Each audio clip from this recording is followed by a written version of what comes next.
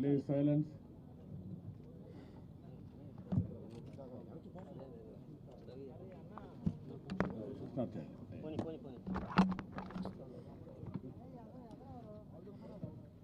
ఇచ్చిన పాత్రికేయ మిత్రులందరికీ హృదయపూర్వక నమస్కారం. ఆంధ్రప్రదేశ్ వినాశనానికి దారితీసిన వైసీపీ ప్రభుత్వానికి వ్యతిరేకంగా తిరిగి ఆంధ్రప్రదేశ్ని సరైన మార్గంలో పెట్టడానికి జనసేన, తెలుగుదేశం అడుగులు వేసినాయి. సో దాంట్లో భాగంగానే ఈ రోజున శ్రీ చంద్రబాబు నాయుడు గారితో గత 2 సంవత్సరాలుగా మేము ఆలోచిస్తూ ఉన్నాం ఈ పర్టికులర్ రాష్ట్ర క్షేమం గురించి. ఇప్పటి సభ దగ్గర నుంచి ఈ రోజు దాకా ఒక్కొక్కటి తెచ్చుకుంటా మాట్లాడుకుంటా చాలా జాగ్రత్తగా ఆంధ్రప్రదేశ్ని అభివృద్ధి పదంలోకి ఎలా తీసుకెళ్లాలని ఆలోచిస్తూ వచ్చాం. అందులో భాగంగానే ఈ రోజున ఒక బంగారు భవిష్యత్తు కోసం రాష్ట్రాన్ని సరైన అభివృద్ధి పనులు పెట్టడానికి మనస్ఫూర్తిగా ఈ రోజున శ్రీకారం చుట్టడం జరిగింది. అందులో భాగంగానే ఈ రోజున జనసేన, తెలుగుదేశం కలిసి పనులు దిగించినాయి. దీనికి మరింత బలోపేతం చేయడానికి భారతీయ జనతా పార్టీ కూడా శుభాశిస్సులు ఉన్నాయి కాబట్టి మీ అందరికీ తెలిసింది. అందుకని ఆ పొత్తు ఎట్లా వెళ్ళబోతున్నాం ముందు పెద్దలు, మాజీ ముఖ్యమంత్రి, ప్రతిపక్ష నాయకులు శ్రీ నారా చంద్రబాబు నాయుడు గారు వివరిస్తారు. ఆ తర్వాత జనసేన ఎన్ని స్థానాల్లో పోటీ చేస్తామని తెలియజేస్తారు.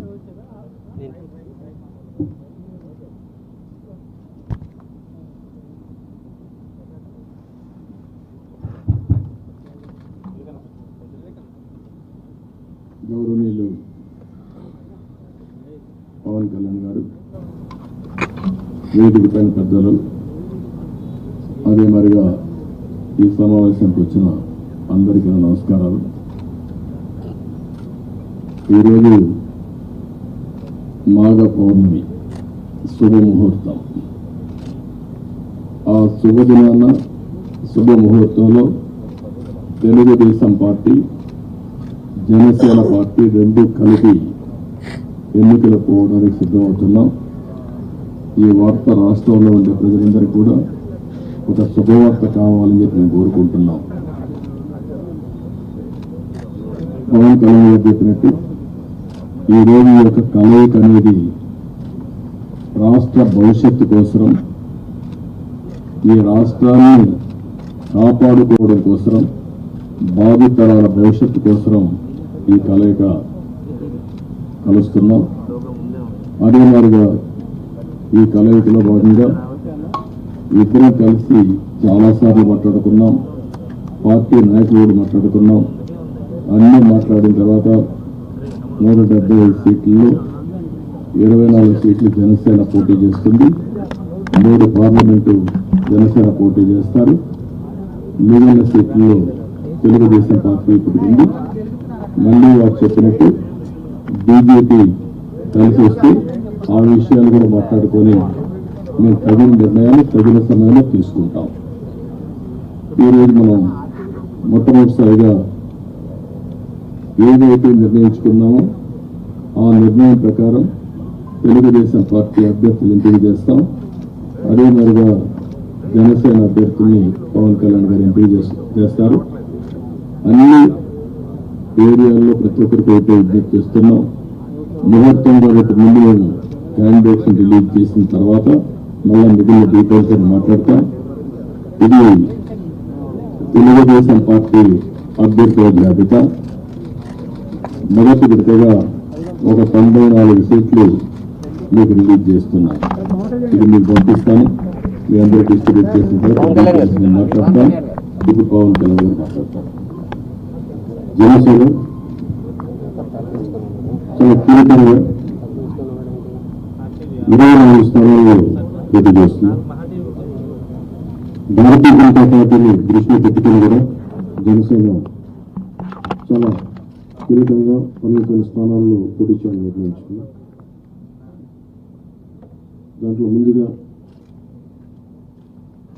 సంఖ్యాపరంగా ఒక 5 మంది అభ్యర్థుల్ని 24 నియోజకవర్గాలు 5 నియోజకవర్గాలు దానికి సంబంధిత అభ్యర్థుల్ని ప్రకటిస్తా ఉన్నాం. నెల్లిమర్ల శ్రీమతి లోకం మాధవి గారు, అనకాపల్లి శ్రీ కొనతాల రామకృష్ణ గారు, రాజానగరం భక్తుల బలరామకృష్ణ గారు, కాకినాడ రూరల్ పంతం నానాజీ గారు, తెనాలి శ్రీ నాగేంద్ర మనోహర్ గారు పోటీ చేస్తారు. మిగతా 19 నేను 1-2 రోజుల్లో మొత్తం అందరికీ తెలియజేసుకుంటాను. ఇప్పుడు నేను పేరు చదవాల్సిన అవసరం లేదనుకుంటాను. చదవమంటే చేస్తాను. ఓకే, మీరు మాకు నేను పని తగ్గించుకోవాలని మీరు పని పెడుతున్నారు. Ichchapuram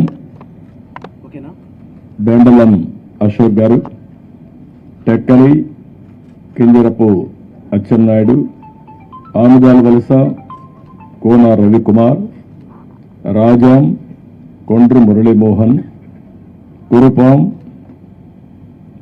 Toyaka Jagadeeswari, Parvathipuram Vijaya Gonela, Salur Gummadi Sandhyarani, Bobbili RSV KK Rangarao, Gajapathinagaram Kondapalli Srinivas, Vizianagaram Posapati Aditi Vijayalakshmi Gajapathiraju, Visakhapatnam east Velagapudi Ramakrishnababu, Visakhapatnam west PGVR Naidu alias Gannababu, Araku valley Siriveri Donnudora, Payakaraopeta Vangalapudi Anitha, Narsipatnam Chintakayala Ayyannapatrudu, Tuni Yanamala Divya, Peddapuram Nimmakayala Chinarajappa, Anaparthi నల్లిమెల్లి Ramakrishna Reddy, Mummidivaram డోట్ల Subbaraju,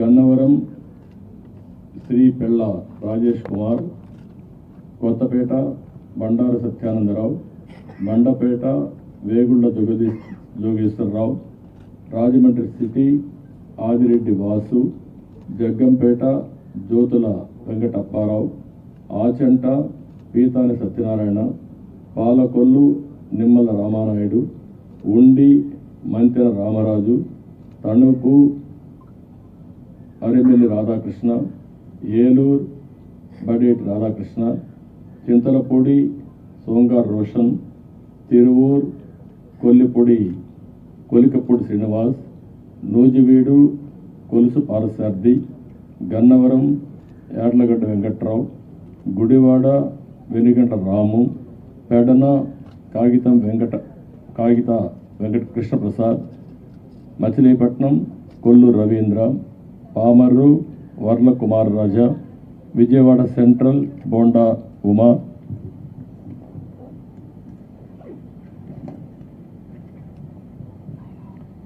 Vijayawada east Gadde Rammohan Rao, Nandigama తంగరల Soumya, Jaggayyapeta Sriram Rajagopal తాతయ్య, తాడికొండ తెనాలి శ్రావణ్ కుమార్, మంగళగిరి నారా లోకేష్, పొన్నూరు భూమిపల్ల రవీంద్ర, వేలూరు నక్క ఆనందబాబు, రేపల్లె అనగని సత్యప్రసాద్, బాపట్ల వేగేశ్వర నాగేంద్ర వర్మ, ప్రత్తిపాడు బోర్ల Ramanjaneyulu, తెల్లూరుపేట Pattipati Pullarao, Sattenapalli Kanna Lakshminarayana, Vinukonda GV Anjaneyulu, Macherla Julakanti Brahmanandareddy, Yerragondapalem Guduru Erixion Babu, Parchur Eluri Sambasivarao, Addanki Gottipati Ravikumar, Santhanuthalapadu Bommaji Niranjan Vijay Kumar, Ongole Damarcharla Janardhan Rao, Kondapi Dola Sri Bala Veeranjaneya Swamy, Kanigiri Mukku Ugra Narasimhareddy, Kavali Kavya Krishnareddy, Nellore city P Narayana, Nellore rural Kotamreddy Sridhar Reddy, Guduru Pasam Sunil Kumar, Sullurpeta నెల్గుల Vijayasri, Udayagiri Kakarla Suresh, Kadapa Madhavi Reddy, Rayachoti Mandapalli Ramprasad Reddy, Pulivendula Marreddy Rabindranath Reddy, Mydukur Putta Sudhakar Yadav, Allagadda Bhuma Akhilapriyareddy, Srisailam Budda Rajasekhar Reddy, Kurnool TG Bharath, Panyam Gouru Charithareddy, Nandyal NMD Farooq, Banaganapalli BC Janardhan Reddy, Dhone Kotla Suryaprakash Reddy, Pattikonda KE Shyambabu, Kodumur Bogula Dastagiri, Rayadurg Kaluva Srinivasulu, Uravakonda P Keshav, Tadipatri JC Ashmith Reddy, Singanamala Bandaru Sravanisri, Kalyandurg Alimineni Surendrababu, Raptadu Paritala Sunitha, Madakasira KME Sunil Kumar, Hindupur Nandamuri Balakrishna, Penukonda Savitha, Thamballapalle Jayachandrareddy, Pileru Nallari Kishore Kumar Reddy, Nagari Gali Bhanuprakash, Gangadhar Nellore doctor VM Thomas, Chittoor Gurajala Jaganmohan, Palamaner N Amarnath Reddy, Kuppam Chandrababu Naidu. లాస్ట్లో ఇవి టోటల్గా 94 నేమ్స్ ఈరోజు మేము రిలీజ్ చేశాం. వారు ఎక్సర్సైజ్ చేసి ఇప్పుడే 5 పేర్లు వారు రిలీజ్ చేశారు. ఇప్పుడు వారు మాట్లాడిన తర్వాత మళ్ళీ నేను మాట్లాడి సమ్మింగ్ చేస్తాం. జనసేన చాలా కీలకంగా ఓట్లు చేయకుండా 98% స్ట్రైకింగ్ రేట్ ఉండేలాగా ఎక్కువ స్థానాలు తీసేసుకొని ఎక్స్పెరిమెంట్ చేసే కంటే కూడా తక్కువ స్థానాలు తీసుకొని రాష్ట్ర ప్రజలకు ఉపయోగపడేలాగా ఈరోజు నేను చూస్తుంది కూడా రాష్ట్రాన్ని ముందు ఒక గాడిలో పెట్టడం, పార్టీ ప్రయోజనాలను దాటి వ్యక్తి ప్రయోజనాలను దాటి రాష్ట్ర ప్రయోజనాలను దృష్టిలో పెట్టుకొని 2014 నుంచి మనం నలుగుతా ఉన్నాం. 2019కి ఈ అరాచక పాలన వల్ల ఇంకా నలిగిపోతా ఉన్నాం. ఇలాంటి సమయంలో నేను చాలా నిర్మాణాత్మకంగా చాలా బాధ్యతతోటి అన్నీ ఆలోచించి చాలామంది పెద్దలు 40 స్థానాలు కావాలి 70 స్థానాలు కావాలంటే ఒకటే చెప్పాను అందరికీ, 2019లో కనీసం నాకు ఒక 10 స్థానాలు ఉందంటే ఈరోజు ఎక్కువ స్థానాలు తీసుకొని ఒక మంచి చక్కటి అవకాశం ఉండేది. అది కోల్పోయాం కాబట్టి ఈసారి తక్కువ స్థానాలతోటి 98% స్ట్రైకింగ్ రేట్ ఉండాలి. దాంట్లో భాగంగానే 24 స్థానాలు 3 పార్లమెంట్లు ఫిక్స్ అయిపోయాం. అలాగే 24 స్థానాలు కనిపిస్తున్నాయి, కానీ జనసేనకి మనం చూడాల్సింది 3 పార్లమెంట్లో ఇంకొక అదనంగా ఇంకొక 18 నుంచి 20 దాకా స్థానాలు అధికంగా యాడ్ అవుతాయి. సో దాదాపు ఒకలా చూస్తే జనసేన అందరూ అనుకున్నట్టుగా ఒక 40 స్థానాల్లో పోటీ చేస్తున్నట్టు లెక్క 3 పార్లమెంట్తో కలుపుకొని. నేను కూడా ఈ అలయన్స్ బలంగా ఉండాలి, టీడీపీ జనసేన అలయన్స్ బలంగా ఉండాలి అంటే నేను కూడా ప్రత్యేకించి భారతీయ జనతా పార్టీని దృష్టిలో పెట్టుకొని కూడా నా సీట్లని కుదించుకోవడం జరిగింది. ఇది మన నాయకులందరికీ కూడా వ్యక్తి ప్రయోజనాలను పక్కన పెట్టి రాష్ట్ర ప్రయోజనాలని ముందుకు తీసుకెళ్దాం. ఓటు ట్రాన్స్ఫర్ అయిన రోజున ఎవరైతే త్యాగాలు చేశారో, ఎవరైతే కష్టపడి పనిచేశారో ప్రతి ఒక్కరికి పేరు పేరున ఈ సభావేదిక మీదుగా నేను తెలియజేసుకుంటా ఉన్నాను. ప్రతి ఒక్కరికి మీ ప్రతిభతోటి, మీ సమర్థతతోటి, మీ అనుభవం ఎలా ఉందో దానికి తగ్గ ప్రతిఫలం ఉంటుంది. భవిష్యత్తులో పదవులు మన ప్రభుత్వం స్థాపించిన వెంటనే ఎలాంటి పదవులు మీ సమర్థతకి, మీ ప్రతిభకి తగ్గట్టుగా ఖచ్చితంగా మీకు అండగా ఉంటామని తెలియజేసుకుంటూ ప్రతి జన సైనికులకి, ప్రతి వీర మహిళలకి, ప్రతి జనసేన మద్దతుదారులందరికీ కూడా మన ఓటు టీడీపీకి వెళ్ళటం ఎంత ముఖ్యమో టీడీపీ ఓటు కూడా మనకు రావడం అంతే ముఖ్యం. జనసేన ఓటు ఖచ్చితంగా టీడీపీకి ట్రాన్స్ఫర్ అయితేనే ఈ రాష్ట్రం చాలా అద్భుతంగా ఉంటుంది. ఎట్టి పరిస్థితుల్లో కూడా ఓటు ట్రాన్స్ఫర్ అనేది ఖచ్చితంగా జరగాలి. అందుకని ఎలాంటి పొరపక్షాల మధ్యలో 1-2 వచ్చిన వైసీపీ దుష్ట పండాగాలు పని ఏదైనా ఎలాంటి విభేదాలు సృష్టించినా వాటిని మేము అందరం సమర్థవంతంగా ఎదుర్కోవడానికి, కలిసికట్టుగా ఎదుర్కోవడానికి మేము పూర్తి సంసిద్ధతతో ఉన్నాం. ఆయన సిద్ధమని చావగొడతా ఉన్నారు. బాబు నీకు యుద్ధం ఇస్తాం, నీకు అది ఎందుకు యుద్ధం చేస్తామంటే ప్రజలు తిరిగి ఆంధ్రప్రదేశ్ని గాడిలో పెట్టడానికి యుద్ధం చేస్తాం. దగ్గర మనస్ఫూర్తిగా ప్రజలందరికీ కూడా చాలా శుభదినం. మనం ప్రభుత్వాన్ని స్థాపిస్తున్నాం, మనం గెలుస్తున్నాం. జై జనసేన, జై టీడీపీ, జై హింద్.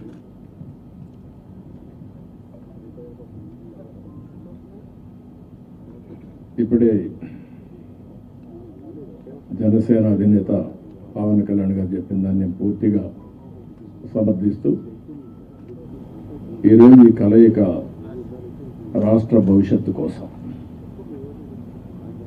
ఏ ఇద్దరు వ్యక్తుల కోసమో, ఏ 2 పార్టీల కోసం కాదు, 5 కోట్ల ప్రజా ప్రయోజనాలు ఆశించి ఈరోజు మనస్ఫూర్తిగా 2 పార్టీలు కలిసి పనిచేయాలని ఈ నిర్ణయం తీసుకున్నాం. ఈరోజు రాష్ట్రానికి ఇది ఒక హిస్టారికల్ డే, ఒక మంచి ప్రయత్నానికి తొలి అడుగు ఇది. నేను ఎందుకు ఈ మాట అంటున్నాను, నేను చాలా రాజకీయాలు చేశాను, కానీ రాష్ట్ర విభజన వల్ల రాష్ట్రం నష్టపోయిన రాష్ట్రాన్ని మళ్ళీ ఘాట్లో వేయడానికి ప్రయత్నం చేసే సమయంలో 19లో మళ్ళా ఒక విఘాతం రావడం, ఆ విఘాతం వచ్చిన తర్వాత రాష్ట్రం విడిపోయినప్పటికంటే 19 తర్వాత జగన్మోహన్ రెడ్డి ముఖ్యమంత్రి అయిన తర్వాత ఈ రాష్ట్రాన్ని ఎన్ని విధాల ఇబ్బంది పెట్టాలో తిరిగి కోలుకోలేని స్థితికి తీసుకెళ్లిపోయే పరిస్థితికి వచ్చాడు. ఇది ఒక వ్యక్తికి నష్టం కాదు, లేకపోతే పవన్ కళ్యాణ్ గారికి నాకే నష్టం కాదు, 5 కోట్ల ప్రజలకు జరిగిన నష్టం. ఇది బ్రాండ్ ఆఫ్ ఆంధ్రప్రదేశ్ పూర్తిగా డెమాలిష్ చేసిన సందర్భం ఇది. ఇంకొక పక్క ఎవరైనా సరే ప్రజాస్వామ్యుడు తప్పు, ఇది కరెక్ట్ కాదు, నాకు అన్యాయం జరిగిందని చెప్పుకోలేని పరిస్థితి. ఈ అవమానాలు ప్రజలు భరించారు, కార్యకర్తలు భరించారు, పత్రికా విలేకరులు భరించారు, మేము కూడా భరించాం. నా విషయం మీ అందరికీ తెలుసు, 5 కోట్ల మందికి.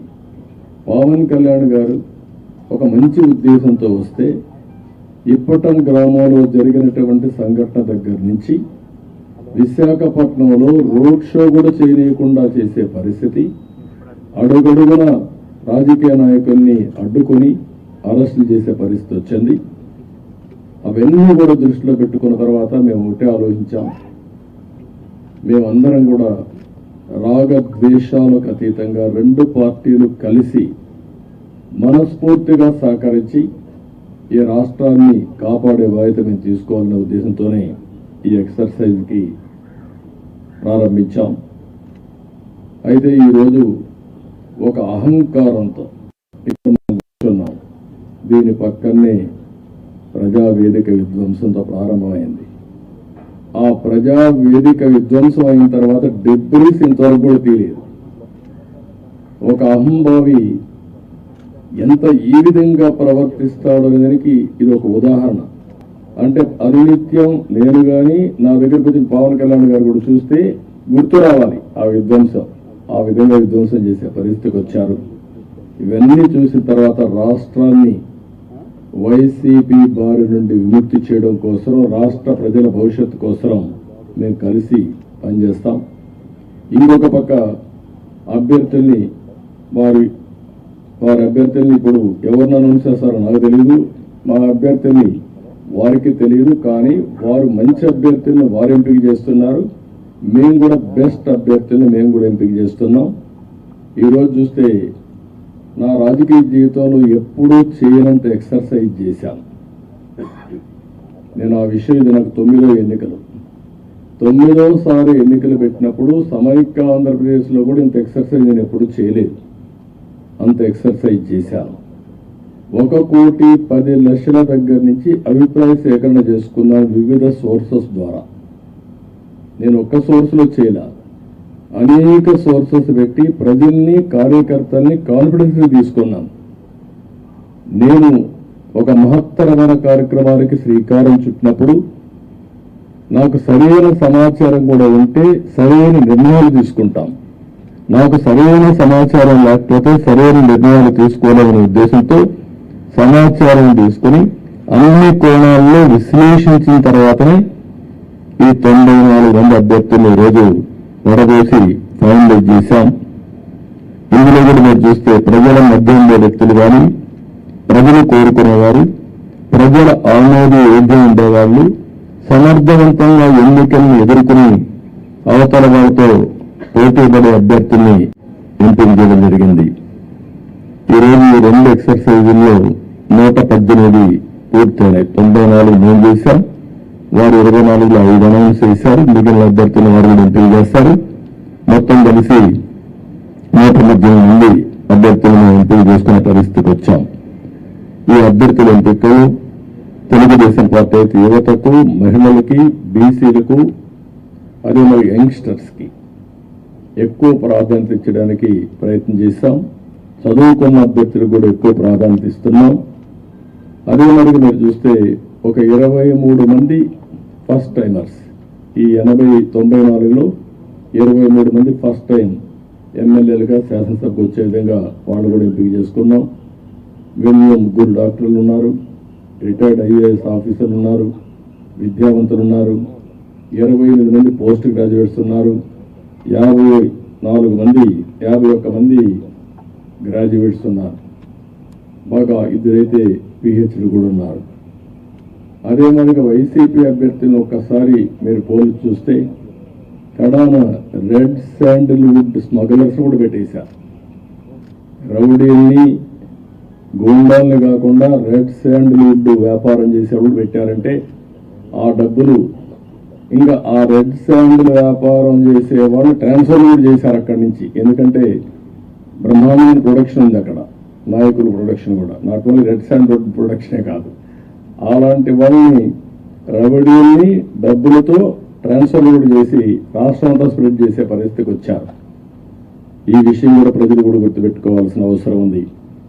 ఈరోజు మేము చేసిన అభ్యర్థుల్ని, ప్రజలకు జవాబుదారీతనంగా ఉండే అభ్యర్థుల్ని అటు జనసేన ఇటు తెలుగుదేశం పార్టీ ఇద్దరు కూడా చేశాం. ఈరోజు ప్రజల్లో తీవ్రమైన వ్యతిరేకత ఉంది. ఎంత వ్యతిరేకత ఉందంటే భయం కూడా అంత ఉంది. ఈరోజు మీరున్నారు ప్రెస్, మీ మీద సిరీస్ ఆఫ్ దాడులు జరిగాయి. సిరీస్ ఆఫ్ దాడులు జరిగితే మీరు ప్రతిఘటించాలి అని నిస్సాహితిలో మీరున్నారు. ఏమనుకో అంటే మనోధైర్యాన్ని కూడా కోల్పోయే పరిస్థితిలో ఉన్నారు. ఒక వ్యక్తి స్వేచ్ఛగా వాళ్ళ అభిప్రాయం చెప్పే స్వేచ్ఛ ప్రతి ఒక్క వ్యక్తికి ఉంది. అదేవిధంగా పత్రికా విలేకరులకి బాధ్యత ఉంది. అతనికి స్వేచ్ఛ ఉంది, మీకు బాధ్యత ఉంది. 4 ఎస్టేట్స్ ఏదైతే ప్రజాస్వామ్యంలో 4 పిల్లర్స్ అనేటివి చాలా ముఖ్యం. ఒక పక్క చట్టసభలు, ఎంపిక చేసే అభ్యర్థులు, అక్కడి నుంచి గెలిచిన అభ్యర్థులు చట్టాలు చేయడం. రెండోది కార్యనిర్వాహక అధికారులు, IPS ఆఫీసును ఆల్ ఇండియా లెవెల్లో తెచ్చిపెట్టడం. మూడోది పత్రికా విలేకరులు ఎక్కడికక్కడ స్వేచ్ఛగా ఎవరేం చేసినా నిర్మోహమాటంగా ప్రజలకు చెప్పడం. ఎక్కడ తప్పు జరిగితే తప్పు జరిగిందని కోర్టుకెళ్ళి మళ్ళా మన హక్కులు కాపాడుకోవడానికి న్యాయ వ్యవస్థ. ఈరోజు మన రాష్ట్రంలో చూస్తే ఈ 4 వ్యవస్థలు కూడా ఒక విధంగా చెప్పాలంటే నిర్వీర్యం చేసే పరిస్థితి, దుర్వినియోగం చేసే పరిస్థితి. ఇష్టానుసారంగా ఒక్క IAS ఆఫీసర్, ఒక్క IPS ఆఫీసర్ మాట్లాడలేని నిస్సహాయ పరిస్థితి నేను 45 ఏళ్ళు ఎప్పుడు చూడలే. ఇదే మీడియాలో నేను చూశాను. ఇది ఎంత పరాకష్టం మీరు గుర్తుపెట్టుకోవాలి. ఇదే మీడియాలో ఒక్కసారి ఒక జీవో తీసుకొచ్చి నియంత్రణ చేస్తున్నానని రాజశేఖర్ రెడ్డి ఒక జీవో తీసుకురావడానికి ఫైల్ మూవ్ చేశాడు అంతే. ఫైల్ మూవ్ చేస్తే నెక్స్ట్ డే మేము అసెంబ్లీలో పట్టుకున్నాం. నీ ఇష్ట ప్రకారం ఎట్ట చేస్తావు సమాధానం చెప్పమని. అతను భయపడిపోయి కాదు నేను చేయలేదు అన్నాడు. నేను నిర్దిష్టంగా హామీ ఇస్తున్నా, నేను చేయనన్నాడు. కాదు ఆ ఫైల్ పెట్టమన్నాడు. అక్కడి నుంచి నేను విత్డ్రా చేసుకున్నానంటే మళ్ళీ మీరు మాట్లాడతారేంటే నేను పరిస్థితికి వచ్చి తోకదాడి చేసే పరిస్థితికి వచ్చాడు. ఈరోజు 2430 జీవో నెంబర్ తీసుకొచ్చి పత్రికా విలేకరుల పైన దాడులు చేయడమే కాకుండా మీ మీద కేసులు పెట్టి మిమ్మల్ని లోపలేసే పరిస్థితికి వచ్చారు. ఇది భారతదేశ చరిత్రలో ఎక్కడ జరిగిందని నేను అనుకోను. ఈరోజు ప్రజాధనంతో ప్రజల మీద కక్ష తీర్చుకోవడానికి న్యాయ వ్యవస్థను దుర్వినియోగం చేసే పరిస్థితికి వచ్చారు. ఒక్కొక్క అడ్వకేట్కి ఇంటి కోట్ల రూపాయలు, కామన్ మ్యాన్ కోట్ల రూపాయలు పెట్టుకుని అడ్వకేట్ని పెట్టుకునే పరిస్థితిలో ఉన్నాడా ఈ రాష్ట్రంలో? కనీసం అడ్వకేట్ అని తెలుసా? ఇలాంటివన్నీ జరిగే పరిస్థితి వచ్చింది. అందుకని ఈరోజు ఇవన్నీ కూడా చూసిన తర్వాత నేను ఒకటే ప్రజలందరికీ అప్పీల్ చేస్తున్నా, అహంకారంతో ఎగురుతో ఈ అభ్యర్థుల్ని ఇష్టానుసారంగా అతను ఇచ్చేసినప్పుడు మీరు కూడా ఇది అత్యంత కీలకమైన ఎన్నికలు. మళ్ళీ చెప్తున్నాం, ఇక్కడ మాకు ఏమాత్రం కూడా రాగద్వేషాలకు అతీతంగా అభ్యర్థుల ఎంపిక మెరిట్ ప్రకారం మేము ఆలోచిస్తున్నాం. అందరికీ సీట్లు రాకపోవచ్చు. ఎందుకని నేను మాట కూడా వాడుతున్నానంటే, తెలుగుదేశం పార్టీ పోటీ చేసేది ఇక్కడ జనసేన అభ్యర్థులు సహకరించాలి. జనసేన పోటీ చేసేది ఇక్కడ తెలుగుదేశం పార్టీ అభ్యర్థులు సహకరించాలి. ఇద్దరూ కలిసి ఒక అవగాహనతో పనిచేస్తే ప్రజల్లో కూడా ఒక నమ్మకం ఏర్పడుతుంది, ఓటు బ్యాంక్ పెరుగుతుంది. ఎవరైతే ప్రజలు సహకరించాలని ఆలోచన ఉంటారో వాళ్ళకు ఉత్సాహం వస్తుంది. దానివల్ల గెలుపు ఈజీ అవుతుంది. గెలుపు అనేది ఎవరు ఆపలేరు. నేను చాలా స్పష్టంగా కూడా చెప్తున్నా. ఎందుకు ఆ ధీమాతో చెప్తున్నట్టు, ఎప్పుడైతే తెలుగుదేశం జనసేన కలిశామో ఆ రోజే గెలిచామని వైఎస్ఆర్ కాంగ్రెస్ పార్టీ కాడిపడేశారు. వాళ్ళకు తెలుసు, ఏ ఒక్కరిని కూడా వాళ్ళకి అర్థమైంది. కానీ రౌడీజం చేసావు, ఇంకొక పక్కన దొంగ ఓట్లు ఎన్యూమరేట్ చేసావు, లేకుంటే బూత్ క్యాప్చర్ చేసావు, లేకపోతే వాళ్ళకు కావాల్సిన అధికార యంత్రాంగాన్ని వాలంటీర్స్ని ఇలాంటి వాళ్ళని దుర్వినియోగం చేసి ఎన్నికలు జరపాలనుకుంటున్నారు. జరగదు. చాలా ఎన్నికలు చూశాను. ఒకసారి డబ్బులతో కూడా, డబ్బుల అహంభావం ఇప్పటికే ఎక్కడికక్కడ బస్తాల కొద్ది డబ్బులు నడిపోయిందని కాన్స్టిట్యూన్సీల వారికి మార్క్ చేశారని, ఎర్ర చందనం డబ్బులు, శాండ్ల్వుడ్ డబ్బులు, లేకపోతే ఇసుక డబ్బులు, లిక్కర్ డబ్బులు, ఒకటిగా ఇలాంటివన్నీ అవినీతి డబ్బుల్ని పంపించి మళ్ళా ఓట్లు కొనే ప్రయత్నాలు కూడా చేస్తున్నారు. ఇవన్నీ కూడా సమర్థవంతంగా ఎదుర్కొంటాం. ఈరోజు ఒకటే చెప్తున్నా, ఇది ప్రజాస్వామ్యం అంటే ఒక వ్యక్తికి అధికారం కాదు, ఇష్టారాజ్యం కాదు. ప్రజలు వారి జీవితాలు, వారి భవిష్యత్తుని పరిరక్షించేది ప్రజాస్వామ్యం. ఆ ప్రజాస్వామ్యానికి ఒక ముప్పు వచ్చినప్పుడు ప్రతి ఒక్కరి బాధ్యత. ఈరోజు మా దగ్గర డబ్బులు లేకపోవచ్చు, చాలా స్పష్టంగా చెప్తున్నాం. కానీ ప్రజాబలం మా దగ్గర ఉంది. విలువలతో కూడిన రాజకీయం చేశాం. ఇంకొక పక్కన ప్రజల సహకారం కానీ, అదే సమయంలో అందరూ వారి భవిష్యత్తు కోసం పనిచేస్తారని నమ్మకం మాకుంది. మీరు అవసరమైతే ప్రజలే ముందుకొచ్చి 10 రూపాయలు ఖర్చు పెట్టి ఎక్కడికక్కడ అభ్యర్థులు గెలిపించుకునే ప్రక్రియ కూడా మీరు శ్రీకారం చుట్టాల్సిందిగా నేను కోరుతున్నా. ఒక పక్క 5 కోట్ల ప్రజలు, ఒక పక్క ఒక అహంభావంతో, ధనబలంతో, పెత్తందారి విధానాలతో, రౌడీలతో వస్తున్నటువంటి పార్టీ ఇంకొక పక్క. అందుకే ప్రజలందరినీ కోరుతున్నా, మీరు ఆలోచించాల్సిన అవసరం ఉంది. మా బాధ్యత మేము చేస్తాం, మీ బాధ్యత మీరు చేయండి, సహకరించమని మరొకసారి అందరినీ కోరుకుంటూ సహకరిస్తారని చెప్పి ఆశిస్తూ, జై హింద్, జై తెలుగుదేశం, జై జనసేన.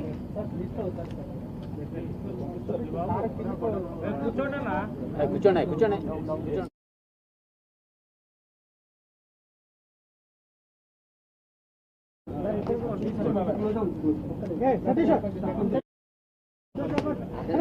ఆగా